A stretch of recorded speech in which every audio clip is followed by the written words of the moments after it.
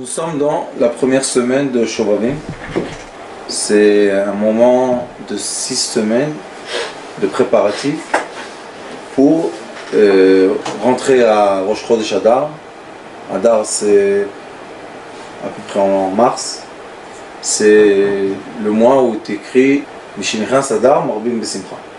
C'est-à-dire que quand le mois de Adar rentre, on doit être très joyeux. Pas seulement joyeux, très joyeux. Il est écrit que quand on venait au temple, quand on emmenait les sacrifices, un des sacrifices était Korban Chagiga. Korban Chagiga, on peut emmener seulement si on est marié. Et c'est quoi ce Korban? La joie que j'ai de ma femme. Pourquoi? Parce que la femme, ça s'appelle Simcha. Kimsos Khatan Al-Kala. Donc ma femme, c'est elle qui m'emmène la joie, la vraie joie. Le Katouv En Ashchina Shoah, elle a mitor Simcha. La présence divine féminine, elle est présente seulement quand on est dans la joie. Alors le Zohar Kadosh dit, c'est quoi la joie? Il pose une question. Il dit la joie, c'est seulement quand tu fais, je ne sais pas si on peut dire comme ça en français, mais si tu fais jouir le corps de ta femme. C'est ce qui est écrit dans le Zohar Kadosh. Mais seulement quand l'homme réussit à faire plaisir au corps de sa femme, il peut emmener le sacrifice de Chagiga de quoi? De joie, Simcha. Donc on voit que pour arriver au mois de Adar, le mois de la joie, on est obligé de se faire un préparatif de 6 semaines. C'est quoi le préparatif de 6 semaines? On doit réparer 6 fautes qu'on peut faire avec le membre essentiel. Première faute, on va parler aujourd'hui Zera Levatala, Eshetish, Goya, Behema, Nida, Vezachar. Zachar, Mishkav Zachar. On a faire sortir le liquide essentiel sans femme, sans rien du tout.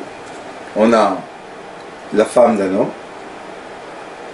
On a la femme qui n'est pas de nous, de notre. On a la femme qui a ses règles.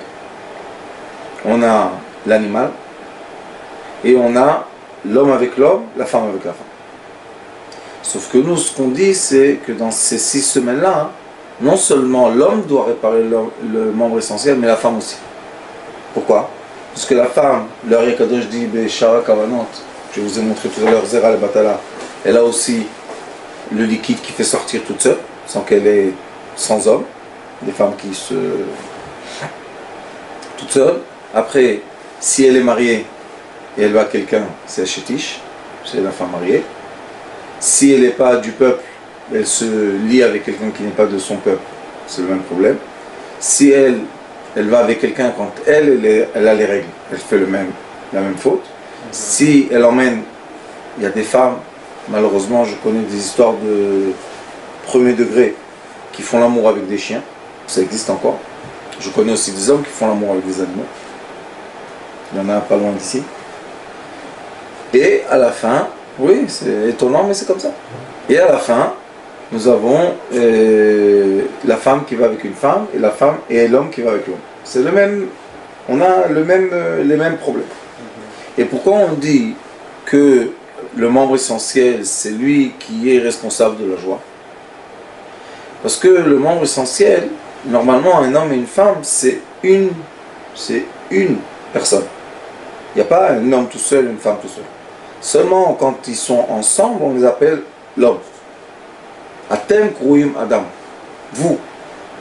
Et non pas, toi tu es un homme, et elle c'est un homme, et quand ils sont ensemble, c'est 2. Non.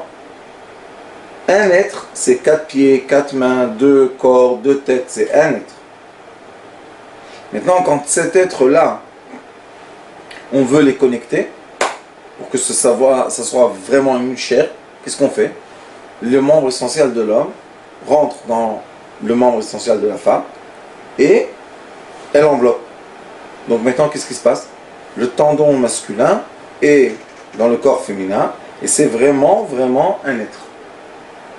C'est une unité, une union. Mais quand ils sont séparés, maintenant, qu'est-ce qui se passe? La femme matière, la femme qu'on connaît, le corps, il y a l'homme imaginaire qui veut s'accorder avec elle, et l'homme matière, il y a la femme imaginaire qui veut s'accorder avec lui. Pourquoi ça s'appelle une tristesse? Qu'est-ce qu'il y a de mal? Si je veux voir un film, je sais pas quoi, et faire avec le membre essentiel ce que je veux, pourquoi ça s'appelle que je fais quelque chose qui va m'enlever ma joie? Parce que la joie, c'est d'être unis un avec l'autre. Quand il retrouve ce qu'il a perdu, qui lui appartient, il a une joie. Pourquoi tu as une joie? Parce que ça t'appartient. Mais quand ça ne t'appartient pas, tu n'as pas une joie. Si quelqu'un il vole, quelqu'un il a perdu une montre et quelqu'un il vole une montre. Celui qui a retrouvé la montre et celui qui a volé la montre, ils n'ont pas la même joie. Celui qui vole la montre, il a une montre, mais il cache, il a peur. Celui qui a retrouvé sa montre, il montre sa montre. Alors, la même chose on a avec la femme. Si c'est ma femme, ou si c'est mon mari, on est très content. On s'est retrouvés, on est une. Mais si c'est quelque chose d'autre, qui fait plaisir au membre essentiel, mais qui n'est pas le mien, je ne peux pas m'accorder homme et homme, ça donne aucun résultat de vie. C'est pas... Même qu'il y a des gens qui disent, je connais parce que je m'occupe de ça aussi, qu'ils ont des attirances féminines, masculines à la naissance, je comprends que ça existe, puisque c'est écrit. Mais ça ne veut pas dire que ça crée une union de vie. Puisqu'un homme avec un homme ne peut pas emmener de vie, et une femme avec une femme ne peut pas emmener la vie. D'accord? Et si il y a des moments, par exemple, quand il y a les règles, quand une femme elle a ses règles, normalement, l'ovule ne peut pas être atteinte, elle ne peut pas commencer une vie. Donc cette union-là n'emmène pas la joie, parce que la joie, c'est la vie. Si on est avec un animal, homme ou femme, on ne peut pas emmener de vie de ça. C'est pas quelque chose qui va nous multiplier. Donc on n'a pas une vraie joie. Quand elle est enceinte aussi, ça n'amène pas la vie, non? Comment? Quand elle est enceinte aussi, ça n'amène pas la vie. Non, mais quand elle est enceinte, tout ce que tu fais, c'est la vie. Ça nourrit la vie. Okay. Et le Hari Akadosh dit que quand on est marié, même si la femme, on est ensemble, pas pour avoir des enfants, mais juste pour être ensemble, l'union va faire naître des anges qui vont nous donner toute l'abondance qu'on a autour de nous. Tout ce qui existe, c'est de la lumière. Donc, pour que j'ai beaucoup de lumière, je dois être beaucoup avec ma femme pour avoir de la lumière. Et c'est pour ça qu'il est écrit Maseret Ketubot. Dans la Mishnah, il est écrit dans la Torah orale que quand une personne, il y a là-bas des règles, combien de fois on doit être avec sa femme par mois, par semaine, par an, il dit que les gens qui sont très à l'aise économiquement, ils veulent être avec leur femme tous les jours. Pourquoi? Parce qu'ils sont très à l'aise, ils ont beaucoup de sang. Et comme l'argent s'appelle du sang, alors eux ils ont beaucoup d'argent, ils ont beaucoup de sang, alors ils ont beaucoup d'envie d'être avec leur femme. Ou à l'envers, la femme a beaucoup d'envie d'être avec son mari. Tout est en parallèle avec tout. Et c'est pour ça qu'on sait que la parnassa de l'homme tient aussi de quoi? De la femme. Pourquoi la parnassa de l'homme tient de la femme? Parce que la femme s'appelle le sang, damim, et l'argent s'appelle damim. D'accord? En hébreu, damim et damim, sang et sang, c'est argent et sang. Donc, le damim de la femme, qui est la joie de la femme, va emmener l'argent, qui est la joie de l'homme. Au début de l'être, quand il y avait le premier homme, quand ils ont fauté avec le serpent, qu'est-ce qu'il a eu l'homme comme malédiction? Que pour avoir de l'argent, tu vas devoir travailler très dur. Et la femme, quelle est eu comme malédiction? L'accouchement sera quelque chose de douloureux pour toi. Donc on voit que quand elle a un enfant, elle est très heureuse. Et quand l'homme a de l'argent, il est très heureux. Donc le bonheur est quelque chose qu'on est obligé de travailler. Et on est obligé tout le temps de chercher les moments de bonheur. Si on n'est pas heureux, on est dans l'obscurité. L'obscurité, c'est pas un endroit qui nous permet d'évoluer, c'est pas un endroit qui nous donne de l'espoir, c'est pas un endroit qui nous donne de la vision, c'est un endroit qui nous cache, qui nous ferme, qui nous angoisse. Et qu'est-ce qu'elle veut la Torah? Qu'est-ce qu'il veut le Créateur du monde? Que ses enfants, ses créations, soient des créations qui projettent de la lumière et pas des créations qui sont enveloppées par l'obscurité. Donc pour faire ça, on est obligé aussi, le membre essentiel, de l'envelopper d'une femme matière. Et c'est pour ça que l'homme a dit Achshav Zot, celle-là qui est de ma chair, de mes os, cela est ma femme. Mais les autres ne sont pas mes femmes. Donc on a 6 semaines, que ce sont 6 fenêtres, 6 ouvertures, de rectifier chaque fois une des fautes. La première des fautes est Zer al-Batala. C'est quoi Zer al-Batala? Quand un homme ou une femme font l'amour avec eux-mêmes, tout seuls. Ce liquide-là qui sort, c'est pas un liquide qui sort par hasard. C'est un liquide que les entités transparentes, qu'on appelle les démons, ces entités-là, elles veulent ce liquide-là. C'est un liquide c'est un liquide qui permet aux entités de se multiplier, de se reproduire. Il est ici écrit, le Rakadosh dit comme ça. Ça c'est Shara Kavanot Drush Alayla. Il écrit Venimtsa ki ikar tikunu sheyichaven la'amit alidei kriyat shma she'al mitato otam gufim shel mazikim. Ça veut dire que chaque fois qu'on dit kriyat shma la nuit, avant de dormir, on est en train de éliminer ces entités-là qui sont autour de nous. On va expliquer tout à l'heure pourquoi ils nous embêtent. Qu'est-ce qu'on a avec eux?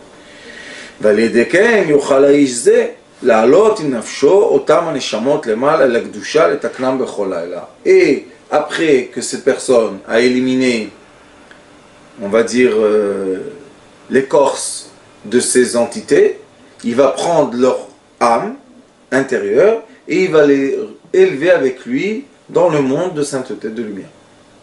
C'est ce qu'on doit faire. Maintenant il dit, Veda, tu dois savoir, comme l'homme, quand il fait sortir le liquide essentiel de son corps, et Yoto Belisha, son femme, tout seul comme ça dans l'air, la femme aussi, elle crée des entités quand elle fait l'amour avec elle-même sans quelqu'un. Zera Levatala, c'est sans la femme? Parce que quand ils sont aussi ensemble, il peut y avoir un quitte Zera Levatala, non? Non, mais ça, il est écrit, j'ai enseigné avec eux avant qu'on rende le Shovavim, j'ai enseigné Even Haezer, et là-bas, il dit que quand on est avec la femme, sa femme, et des fois il y a le liquide essentiel qui sort, ça ne veut pas dire Zera Levatala. Pourquoi? Parce que on veut avec elle, mais c'est sorti comme ça sans faire exprès. Sauf si on fait exprès. Quand on fait exprès, c'est un problème. C'est qu'on veut que ça sorte. Mais normalement, les gens, ils veulent que ça soit dans la femme. Pourquoi? Parce que ça nourrit la femme. Elle aussi, elle a besoin de ça.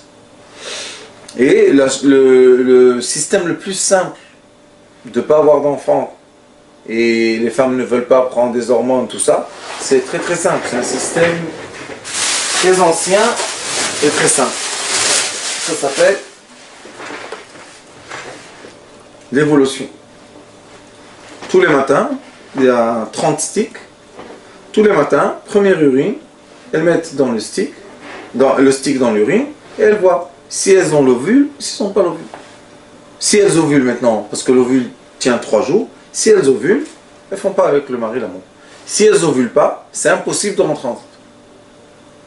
Très simple. Ça coûte, je sais pas combien, 50 shekels, je sais pas combien. Et ça permet de se préserver de bébé, parce qu'il faut, entre le temps que la femme elle a accouché et jusqu'au temps qu'elle retombe enceinte, il faut attendre au moins 24 mois. Dans le temps, elles allaitaient, donc il n'y avait pas de problème. Mais aujourd'hui, même quand elles allaitent, des fois il y a des évolutions. Donc, on utilise ça. Il y a une autre technique que la dame qui enseigne le Torah Tabaït aux femmes, elle connaît. C'est une technique du Tao, c'est une technique de respiration. On respire dans les ovules, comme un homme qui peut, avec la respiration, ne pas faire sortir le liquide essentiel. Il peut être avec sa femme 1 heure, 2 heures, et sans faire sortir le liquide. Ça existe ça. Ça, on maîtrise par la respiration. Donc les femmes aussi peuvent maîtriser l'ovulation par la respiration. Ça s'appelle Tao. T-A-O. Il y a un site sur internet où on peut étudier ça. Ce qui est important, c'est qu'ils expliquent ici le Ari Kadosh, que la femme, même, elle a ce liquide essentiel. J'ai enseigné ça dans un autre cours à Bnei Brak au Mekoubalim, et ils m'ont dit, mais d'où la femme elle a Zera? Il est écrit, Isha ki tazria, velda zachar. C'est écrit dans la Torah. Une femme, quand elle, premièrement, fait sortir le liquide féminin, elle va avoir un garçon. Donc, ça s'appelle Zera. Isha ki tazria, velda zachar. Alors la femme, on voit qu'elle a aussi le liquide essentiel. Et le liquide essentiel de la femme aussi est, comment on dirait, responsable de la naissance d'un bébé. Maintenant, qu'est-ce qui naît de ces relations qu'on a dans l'air, qui ne sont pas avec un être humain? Ça fait naître des entités. On veut créer une sphère, que notre maison soit une sphère qui soit propre d'entité. Pourquoi on met la mezouza sur la porte? Shomer d'Altot Israël. Mais c'est Shin Dalet Yud. Shin Dalet, c'est qui? C'est les entités. Donc on met une protection anti-entité. Les entités, qu'est-ce qu'elles font? Elles prennent le shefa. Elles prennent l'abondance. Pourquoi? Parce que nous, on est matière. Eux, ils sont pas encore dans la matière. Ils sont invisibles. Et la lumière, pour se concrétiser à la matière, elle doit passer par les entités, puisqu'elles sont transparentes et nous on n'est pas transparents. Donc eux, les premiers, ils captent les lumières, nos lumières. Et comme ils viennent de nous, ils disent nous sommes les enfants de tel. Alors la personne, malheureusement, elle n'a pas le vrai chef qu'elle doit avoir. Combien de gens disent je gagne 20 000 shekels par mois et je suis tout le temps découvert. Ils ne sont pas des gens qui dépensent de l'argent. Pourquoi? Une fois ça, une fois l'autre, une fois la voiture, une fois... Alors ils en ont marre à la fin. Ils disent, combien on peut travailler et ne pas avoir l'argent chez nous? Ça, c'est parce que les entités ont la permission. Ils ont la permission, puisqu'ils sont nos enfants, de prendre le shefa. Et quand on nous prend le shefa, quand on nous prend notre abondance, on perd quoi? La joie. Et quand on perd la joie, on perd la présence divine. Tout c'est comme des roues d'une montre. Je dis toujours, une chose entraîne une autre. Entraîne une autre. Entraîne une autre, et l'autre, une autre, et l'autre, une autre. Et c'est une grande montre qu'à la fin s'appelle la vie. On ne veut pas que nos enfants, même quand ils grandissent, on ne veut pas qu'ils aient des idées un peu bizarres et qu'ils vont dans des sectes, et qu'ils vont aller voir des choses qui sont bizarres. Pourquoi on ne veut pas? Si tu fais naître des entités et tu permets aux démons d'être dans ta maison, alors pourquoi tu veux que tes enfants ne voient pas des choses interdites? Mais si les enfants naissent dans des sphères qui sont propres d'entités, alors les enfants, leur tête est pure. Et il y a des gens comme ça, qu'on les voit, même qui sont pas juifs ou laïcs ou religieux, on voit il y a des gens, ils sont purs. Tu les vois, ils sont purs. Quelle est la pureté, on dit? Non. Quelle est la pureté de ces gens-là? L'environnement dans lequel ils grandissent. Et c'est quoi l'essentiel de la pureté? C'est que les parents ou les adolescents fassent attention à ne pas créer avec le membre essentiel des problèmes. Alors la première semaine, on veut nettoyer, éliminer, effacer les entités qui ont été créées par nous quand on a eu, le Zohar Kadosh appelle ça des échauffements. Il dit que quand on veut faire sortir le liquide essentiel, on veut le faire sortir parce qu'on est chauffé, on est réchauffé par une présence. Il dit la présence, c'est une présence féminine. Il dit pourquoi des fois le membre essentiel est dur, des fois il n'est pas dur. Il dit qu'est-ce qui fait? Ceux qui connaissent un peu tout ce qui est le système qui endurcit le membre essentiel, féminin ou masculin, parce que la femme aussi elle a le clitoris, c'est aussi un membre essentiel. Qu'est-ce qui l'endurcit? C'est quoi? C'est quand on a des idées dans la tête, dans le cerveau, on a des idées, on a des envies, on a des comment on dit ça? Des attirances vers ça. Mais quand on n'y pense pas, La preuve que les personnes ne peuvent pas toute la journée vivre avec le membre essentiel dur. C'est impossible de gérer sa vie comme ça. D'accord? Et même si il est dur tout le temps, on va chez le docteur, ça fait mal.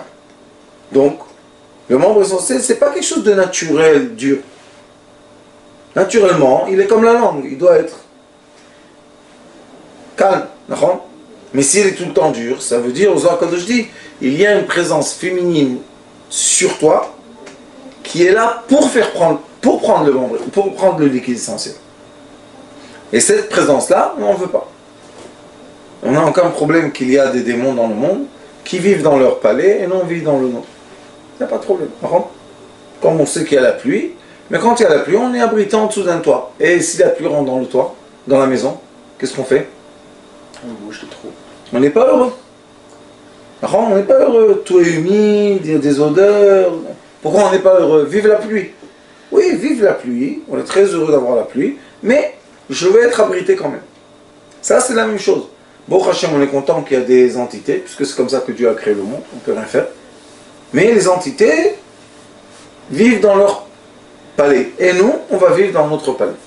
Ce qu'on veut faire pendant le Shavuot, c'est séparer les mélanges. Parce que tant qu'il y aura du mélange, il n'y aura pas de vraie joie. Pourquoi il n'y a pas de vraie joie? Parce que quand l'homme, l'entité invisible, lui prend le liquide, elle va faire naître des enfants invisibles. Et ces enfants invisibles-là, dans le Talmud, Masechet Brachot, il est écrit beaucoup, il y a, je crois, 10 pages qui expliquent comment on ressent les entités invisibles, où ils habitent, qu'est-ce qu'ils font, comment ils se collent aux hommes, il y a tout un extrait comme ça. Et la femme, quand elle fait avec l'entité invisible, elle va faire naître un enfant, écoutez bien, qui est de chair, mais qui est soumis à la volonté des entités invisibles. Ça veut dire qu'on va avoir dans la maison un enfant qui est un démon. Ça peut se corriger, ça? Oui. Pour l'enfant même, que c'est dépendant. Pour nous, étant enfants, et un jour on s'éveille à ça, on se corrige soi-même. C'est pour ça qu'il y a le Tikkun Shuvavim. Et on corrige aussi nos enfants. D'accord? Il y a des enfants qui ont né, leurs parents ne savaient pas qu'il fallait garder les règles de Nida. Ils sont nés comme ça. Non, et alors? Ça veut dire qu'ils n'ont pas de... Je vais vous expliquer une règle essentielle dans la Torah. C'est impossible de dire qu'une faute ne peut pas se corriger. C'est impossible. Parce que si je dis qu'une faute ne peut pas se corriger, ça veut dire qu'il y a un monde obscur qui ne peut pas être illuminé. Et ça n'existe pas, ça, parce que la lumière a créé l'obscurité. Donc, toute obscurité est dépendante de lumière. Alors c'est impossible de dire une personne va faire une faute et c'est fini. Cette personne-là, on ne peut pas la réparer. Si c'est comme ça, on peut fermer les livres et partir à la maison. Mais non, c'est pas comme ça. Au contraire, toute faute peut être réparée. Et la question, c'est comment on répare les fautes. D'accord? Alors on ne veut pas faire naître des enfants. Et je veux vous dire que c'est... Il y a écrit dans la Torah Ben Soror Moré qu'il y a un enfant qui se révolte contre ses parents et il arrive à des fois à des extrémités qui peut tuer ses parents, que Dieu nous en préserve. Et on se pose la question, comment un enfant peut tuer sa mère? Elle t'a mis au monde. Et il y a des enfants qui ont la rage contre leurs parents, ils leur font tout le temps des problèmes, tout le temps des bêtises. Et on se pose la question, qu'est-ce qu'il y a? Pourquoi? Une des raisons, et ça c'est une des règles qu'on étudie quand on va retourner dans la halakha, vous allez voir, qu'une des règles, une des conditions de faire l'acte intime est l'obscurité totale. Pourquoi l'obscurité totale? Parce que le Zohar HaKadosh nous explique que quand il y a de la lumière pendant l'acte intime, il y a un démon qui a un nom, il a écrit son nom, et ce démon-là, il regarde l'endroit de la femme. C'est ce qu'il fait. C'est son tafkid, c'est son rôle. Et quand il regarde l'endroit de la femme, lui-même, il fait l'amour avec l'homme dans la femme. Ça veut dire qu'il participe à cet acte. Et l'enfant qui va naître sera soumis, encore une fois, ça s'appelle nirpé. Nirpé, c'est soumis. L'enfant qui va naître sera soumis à la volonté des entités. Et c'est pour ça qu'il y a des enfants qui sont purs de nature, on va l'appeler ça. Et il y a des enfants que c'est difficile pour eux, la purification de la nature. Ils sont nés autrement, ils sont nés d'un désir. D'accord? Je vais vous donner un exemple de la Torah. Oui. Quand vous dites l'obscurité, est-ce qu'il y a le noir et il y a le noir, on voit rien du tout vraiment? Rien du tout. Et si je fais ça, je vois pas ma main. On ne veut pas que tu puisses voir. Pourquoi? Parce que quand on voit, il est écrit dans le Talmud que l'homme, quand il voit, il est rassasié. Tu sais, il a vu, ça c'est fini. Quand il voit quoi? S'il voit que le visage de sa femme. Quand il voit, quand il regarde, il est rassasié. Il n'a pas envie de continuer. Mais quand tu dis quand il voit, c'est-à-dire quand il voit quoi? S'il voit que le visage de sa femme. Il voit rien du tout. Dans la chambre, on doit rien voir. Aveugle. Pour que l'acte soit l'acte entier. Et s'il n'y a pas les conditions pour faire le noir total mamache? On peut. On met des rideaux, on met des choses. Chacun, vous savez, quand on veut, on peut.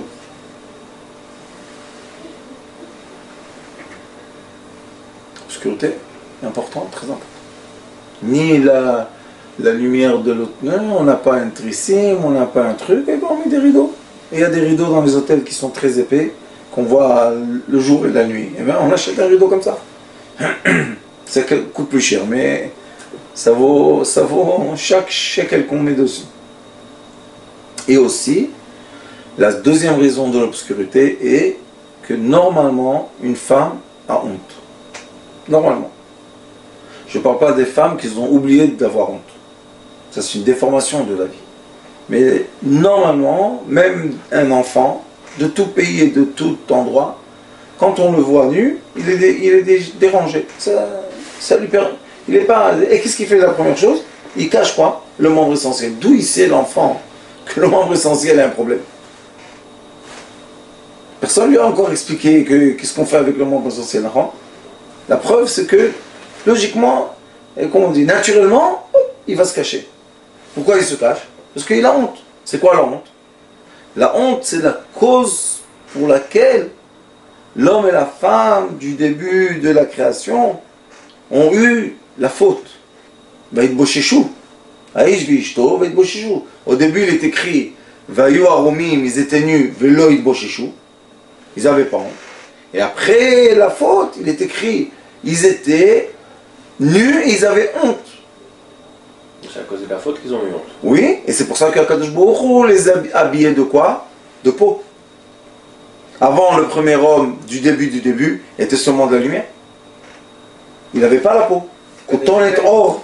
On dit que c'est des écailles, non? Oui, la couton est or. L'habit de la peau. Et quoi? Et l'habit et l'enveloppe d'une lumière. Et pourquoi on a cette enveloppe de lumière? Parce que l'homme a fauté. Quelle était la faute? La faute a déclenché la honte. Après qu'une personne faute, on voit sur son visage. C'est pas la même chose, non? Donc, on voit que la honte est reliée à la faute. Et on dit Boshet Panim, les Gan Eden. Celui qui est honteux, il va aller au paradis. Il est honteux de quoi? Il ne montre pas son corps. Il n'expose pas son corps comme ça, nu. Des fois, j'entends des parents dire à leurs enfants des choses, de tsniout par exemple. Et ces parents-là, je leur pose la question, la femme, je lui dis, est-ce que vous allez à la plage? Oui. En maillot de bain? Oui. À côté de vos enfants? Oui. Je dis, comment tu veux que ton fils ait honte de toi si tu vas à la plage avec lui et il te voit en nu? Qu'est-ce que tu veux? Comment il fait? Et n'en parle pas des parents qui ont oublié qu'il y a des habits. Même dans la maison. Je parle même chez le religieux. Un père qui va en culotte à la maison sans chemise, sans rien. Pourquoi son fils et sa fille, il lui donne du kavod. Pourquoi? Ça y est, il a tout montré. Maintenant, il est comme un animal. Comment marchent les animaux? Sans habit. Alors, il faut comprendre que la honte, c'est un élément de vie. Et pour garder cette tmimout, pour garder cette simplicité, on est obligé de garder notre membre essentiel. Pour nous et pour nos enfants. C'est pour ça que quand on est dans la maison, on ne fait pas la douche avec ses enfants. Il y a des gens qui font le bain avec leurs enfants. Maintenant, ça choque, mais eux, ça ne les choque pas du tout. C'est une rigolade. Quelle est la différence entre la plage et le bain? Mais quand les enfants grandissent, ils sont gênés. Ils doivent être gênés. Ah, pourquoi on les déforme leur tête? Il faut être gêné. Une fille, elle peut être sans habit à côté de son papa. Ou un fils à côté de sa maman. Lui et elle dans la baignoire. C'est normal, ça? C'est pas des choses. Et ça, tout ça, ça emmène à des relations de vie qui deviennent désagréables, qui deviennent déformées. Et malheureusement, plus le temps passe et plus les gens vont encore une fois ou dans la purification ou dans la déformation. Et nous, ce qu'on veut faire, c'est ce que la Torah nous enseigne. La Torah nous dit, j'ai créé le monde pour que vous profitez du monde. Mais quand vous êtes dans une déformation de comportement, de pudeur, donc vous déformez l'abondance, et après vous pleurez que vous n'avez pas d'abondance. Qu'est-ce que vous voulez que je vous fasse? C'est comme quelqu'un, une fois j'ai raconté une histoire, quelqu'un il était au nord d'Israël, il y a dans les Moshavim, il y a des arbres de pommiers, il y a beaucoup de pommiers là-bas, de très bonnes pommes. Bon, et il y en a un, il travaillait dans le high-tech. À 45 ans, il a hérité ses parents une maison et je ne sais pas combien d'hectares de pommiers. Bon, ils vont en hiver avec sa femme, il y a là-bas la neige, et ils sont très contents, et la femme, elle a froid. Il dit, qu'est-ce que j'ai froid? Il dit, il n'y a pas de problème, t'inquiète. Il sort dehors, il voit l'arbre, il tape dessus. Il a l'air d'être mort, non? En hiver, les arbres, ils sont secs. Il prend la scie, il enlève un arbre, il emmène le bois, il lui dit, tu vois, mes parents, qu'est-ce qu'ils ont fait? Ils ont eu froid toute leur vie, au lieu de couper les arbres. Mais à la fin, il coupe les pommiers. Après, il dit, oui, ce sont les pommes de mes parents. Tu as coupé les pommiers, comment tu vas avoir les pommes? C'est l'histoire de notre vie. Si on n'a pas bien utilisé ce monde, après, on n'est pas heureux de quoi? De l'abondance. Quand il n'y a pas d'abondance, l'être humain, il est malheureux. C'est quoi malheureux? Heureux, c'est bien. Malheureux, il a le mal dans le bonheur. C'est pas grave de vivre comme ça. C'est mieux de vivre, même si on a un peu, dit Shlomo HaMelech, pat chareva veshalvaba. Je veux même un petit bout de pain, mais avec de bonheur. Vous savez, mes ancêtres, ils étaient à Djerba. À Djerba, c'était une île de sages. Et vous savez qu'est-ce qu'ils faisaient? Ils mangeaient du pain sec avec de l'huile. C'est tout ce qu'ils mangeaient. Et ils disaient, si tu manges ça, ça suffit pour nourrir ton corps. Et qu'est-ce que tu as besoin de manger encore? Mange ça, c'est tout, manger. La simplicité, le bonheur. Au lieu d'avoir des choses super intelligentes, super... Vous savez, des fois on emmène du manger de dehors, on commande le manger, et quand on ouvre les paquets et tout, tu goûtes. Ça n'a pas le goût comme la maison. Même les pâtes. Tu te dis, qu'est-ce qu'il y a dans les pâtes? De l'eau, du sel et... Il y a un goût qui n'est pas le goût de la maison. Pourquoi?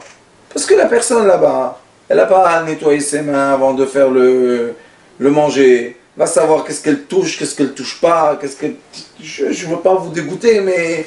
C'est connu. C'est connu, alors on préfère quoi? Le manger de notre femme. Pourquoi?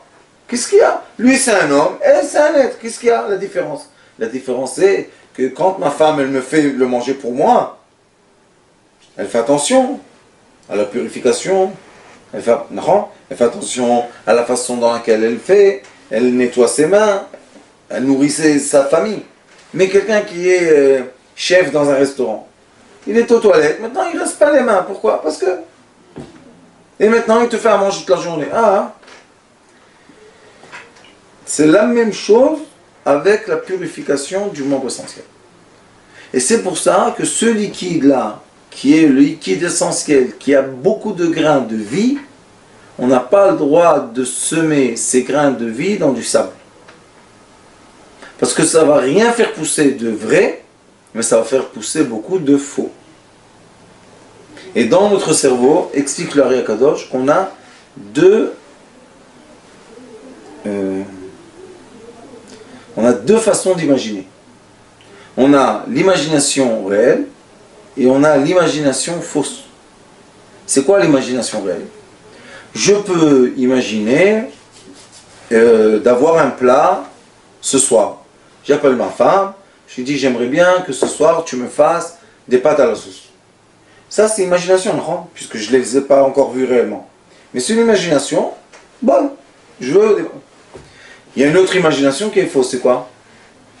Où est ma femme maintenant? Pourquoi elle ne répond pas au téléphone?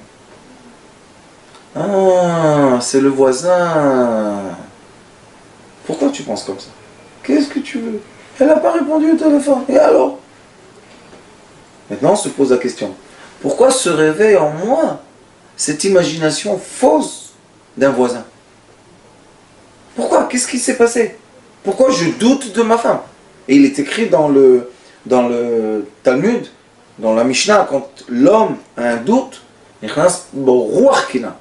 a eu un vent, il a eu un esprit de jalousie. Qu'est-ce que c'est cet esprit-là? Pourquoi on ne peut pas le concrétiser? Formate-le-moi. C'est un sentiment, c'est quelque chose qui ne peut pas expliquer. Je suis jaloux. Pourquoi? Je sais qu'elle a fait quelque chose. D'où tu sais et pourquoi tu doutes d'elle. D'accord? Et quand tu commences à douter, maintenant tu te montes la tête. D'accord? On se monte la tête, on se remonte, et tout devient très logique, et tout devient. D'accord? Ça s'appelle l'imagination fausse. Et après, quand on vient à la maison, on est gentil avec sa femme. On explose sur elle. Et qu'est-ce qu'elle va te dire? J'ai mis le linge et le téléphone est tombé. Le linge de qui elle a mis pour sécher? Ton linge. Alors maintenant, toi, tu t'es monté toute une histoire qui n'existe pas parce que le téléphone, elle n'a pas décroché le téléphone. Ça s'appelle imagination fausse. Paranoïa. Oui. Cette imagination fausse, il y a plein d'exemples. Cette imagination fausse, elle tient de quoi? De la présence d'entités qui pénètrent le cerveau.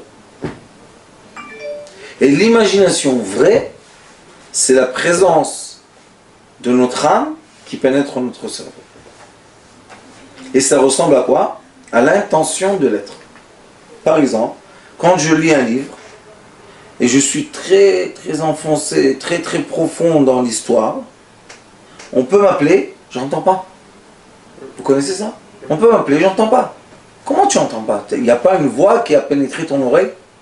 Mon cerveau était tellement concentré que la vibration qui a pénétré mon oreille n'a pas atteint ma pensée. Maintenant, c'est quoi? Ça, c'est quand je me concentre dans quelque chose de positif. Mais on peut la même chose, malheureusement, se concentrer dans quelque chose de négatif. Ça veut dire que notre cerveau est sélectif. On n'a pas un cerveau qui est seulement droit. C'est un cerveau qui choisit ce qu'il veut maintenant, ce qu'il a. Maintenant, notre question c'est, qui influence notre volonté? Pourquoi des fois je veux faire une bêtise et des fois je veux faire une bonne action? Est-ce que c'est dans le cerveau ou c'est extérieur au cerveau? La réponse, ce qui est aussi aujourd'hui, Baruch Hashem, avec toutes les recherches qu'ils font, la réponse est très simple. C'est pas dans le cerveau. Le cerveau est rien qu'une antenne qui, comme Control Process Unit, c'est CPU, vous appelez? Control Process Unit, dans les ordinateurs. Ouais. Notre cerveau sait recevoir des messages et traiter les messages qu'il reçoit. C'est tout. Il y a quelqu'un qui va voir une image du tzaddik, il ne va rien ressentir. Moi je vois l'image du tzaddik, ça me fait chaud au cœur. Pourquoi? Parce que dans mon cerveau, l'imagination positive dit, le tzaddik te regarde, et l'autre, Mais quand son cerveau n'est pas du tout dans le tzaddik, qu'il est en train de penser à une femme qu'il attend en bas et qu'il a juste dit à sa femme qu'il est en train de travailler et vraiment il est venu chez moi mais il lui a dit je suis chez le rat mais il est en train de descendre en bas pour rencontrer une... Ça s'appelle en japonais Thalwid. Vous savez c'est quoi ça? C'est un mélange dans la tête. Maintenant combien tu peux mentir? Et ça commence, où tu étais? Non j'étais là. Ah qu'est-ce que tu m'as dit? Pourquoi tu... Et le problème du mensonge, vous savez c'est quoi? Comme il ne tient pas de la réalité, on l'oublie. Alors les gens qui... Moi je dis toujours aux gens, quand tu décides de faire une affaire avec quelqu'un, dis-lui tu sais quoi? Viens on est amis un peu, un mois comme ça on est amis, et dans un mois on signe le contrat. Les gens me disent à quoi ça sert? Je leur dis une personne, il ne peut pas tenir un mensonge longtemps. Et si Chas v'Shalom il y a un mensonge dans cette affaire, dans le mois, il va tomber, lui-même, il va rattraper les mots, faire comme ça. Alors tu sais que c'est un problème. J'ai eu maintenant une histoire avec quelqu'un, tu nous en préserves. Les gens, ils n'ont pas honte de voler de l'argent, vraiment. Manipulateur. Et après, la personne en question qui travaille avec lui m'a appelé. J'ai parlé moi avec le manipulateur. Et j'étais très juste. Ça l'énervait. Je dis pourquoi tu t'énerves quand on parle? On a le droit de parler. Ça me plaît pas, tes questions, qui tu es? Je dis je suis le Rav, c'est moi qui décide. Si je vais lui dire de ne pas travailler avec toi, il ne travaillera pas avec toi. Mais qui tu es toi? Je dis moi je suis rien du tout, mais pourquoi toi tu t'énerves? Pourquoi une personne s'énerve? Qu'est-ce qu'il y a? Si tu dis la vérité, il n'y a pas de problème, je peux la dire à toi, à monsieur, à... Non. Mais si j'ai quelque chose que je mens, qui n'est pas une réalité, alors maintenant je suis gêné. Je ne peux pas dire ça, je ne peux pas dire ça, je ne peux pas mentir. C'est un grand problème tout ça. Alors qu'est-ce qu'il faut faire? Il faut être dans la vérité. Mais on ne peut pas dire la vérité si on est capté, encapsulé par les entités. Parce que les entités, c'est quoi? C'est le mensonge. Shed, c'est quoi? C'est un mensonge, c'est pas une vérité. La vérité, elle est propre. On ouvre. Pourquoi les sages, ils ouvrent le livre? Et chaque fois, ils te disent où c'est écrit. Dis oralement, et c'est fini, je te crois. Moi, je ne me crois pas. Pourquoi? On lit. C'est écrit? Oui. Très bien. Combien de fois j'ai lu ça? 100 fois, 500 fois. On répète, on revient dans le texte. C'est pour ça qu'une personne qui dit la vérité, elle ne dit pas la vérité d'elle-même. Elle doit dire la vérité de quelque chose qui est réel dans la réalité. C'est une vérité qui est concrète. Et quand quelqu'un dit des choses imaginaires, il n'arrive pas à tenir. Qu'est-ce que j'ai dit? Ah, qu'est-ce que je t'ai dit? L'autre, il lui pose une question. Mais non. Et toujours, ça s'énerve et ça va loin et ça prend des cris et ça prend des ampleurs. Et nous, on ne veut pas de tout ça. On veut vivre une vie sainte. On veut vivre une vie sauf. On veut vivre une vie pleine d'abondance, pleine de joie, pleine d'amour surtout. C'est ce qu'on veut vivre. Et pour le faire, c'est très simple. Il faut tout simplement se nettoyer. Atikoun, d'après le tzaddik, d'après le Hari Akadosh, c'est on doit faire des jeûnes. Ceux qui arrivent à jeûner, il faut lundi et jeudi. Nous avant on faisait des jeûnes, des jours entiers, des semaines comme ça. Et si une personne n'arrive pas à jeûner, elle peut faire Pidyon Nefesh. C'est quoi Pidyon Nefesh? Rachat de l'âme. Le tzaddik qui fait de toute manière le tikkun shovavim, et la personne qui ne sait pas le faire, elle ne sait pas quelle prière, elle ne sait pas l'intention du jeûne, elle se lie à lui, ça s'appelle Etz HaChaim, elle se lie à l'arbre de la vie, et les entités ne peuvent pas l'encapsuler. Pourquoi? Parce qu'elle tient de l'arbre de la vie. Elle est nourrie par l'arbre de la vie. Et c'est ce qu'il faut faire. La plupart des gens, c'est ce qu'ils doivent faire. Baruch Adonai Leolam. Amen. Amen.